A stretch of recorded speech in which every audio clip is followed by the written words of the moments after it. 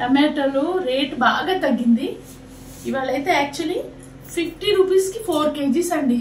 50 రూపీస్కి 4 కేజీ లెక్కన తీసుకొని హాఫ్ ఏంటో రవళికి ఇచ్చాను. ఇంకా హాఫ్లో ఇంకొద్దిగా టమాటా పచ్చడి పట్టాను అనమాట. ఆవపిండి మెంతిపిండి వేసి. ఈ ఫుల్ రెసిపీ మన వీడియోలో ఉంది, తప్పకుండా చూడండి. ఇంకా ఇవాళ ఏంటో టమాటో, చింతపండు, ఉప్పు బాగా ఉడికించి డ్రైగా చేసిన తర్వాత అందులో ఆవాలు, మెంతులు లైట్గా వేపి పొడి చేసి కారము, పసుపు, ఉప్పు వేసి కలిపి మిక్సీలో ఇదిగోండి ఒక 1/2 కేజీ వరకే తీసుకున్నాను నేను. టమాటోలు కొద్దిగా అంత ఒక నిమ్మకాయ సైజ్ అంత చింతపండు, ఉప్పు వేసి బాగా ఉడికించేసాను.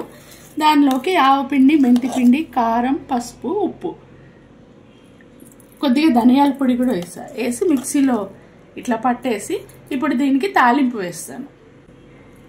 ఉందంటే ఇందులోనే నేను టమాటో, చింతపండు ఉడికించాను అనమాట. దాంట్లోనే తాలింపు వేస్తున్నా. ఈ వెల్లుల్లి ఉంది కదా, ఈ వెల్లుల్లిని పచ్చిదే కొద్దిగా రోట్లో దంచి పెట్టుకున్నా. దీన్ని నూనెలో వేయను, తాలింపు అంతా అయిన తర్వాత రాగా వేస్తాను. ఇప్పుడు తాలింపుకు ఓన్లీ ఆవాలు, ఎండుమిర్చి, ఇంకా కరివేపాకు, ఈ 3 వేస్తాను.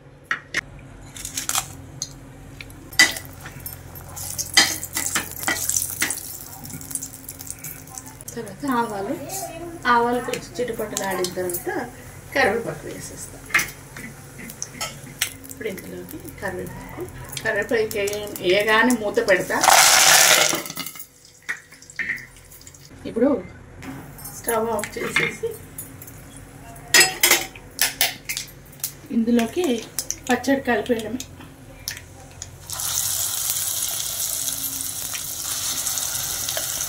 ఈ పచ్చడి కొన్ని పచ్చళ్ళకి ఏంటంటే నూనె పూర్తిగా చల్లారినాక తాలింపు వేయాలి. కొన్ని పచ్చళ్ళకి ఇలా వేడి నూనెలో వేస్తే మనం కారం అది పచ్చిగా యాడ్ చేస్తాం కదా, పచ్చిదనం అంతా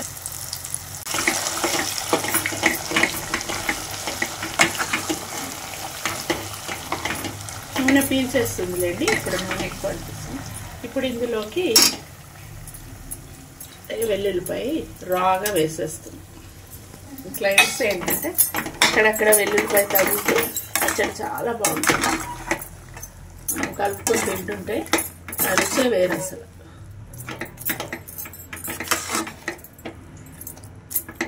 నూనె కలిసిపోతుంది. దీన్ని ఒక గ్లాస్ జార్లో తీసి పెట్టుకుంటే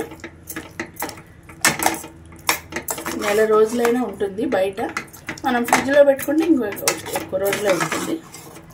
ఈ పచ్చడి ఫుల్ ప్రొసీజర్ వీడియో మన మైథిలి వంటిల్లు వీడియోస్లో ఉంది.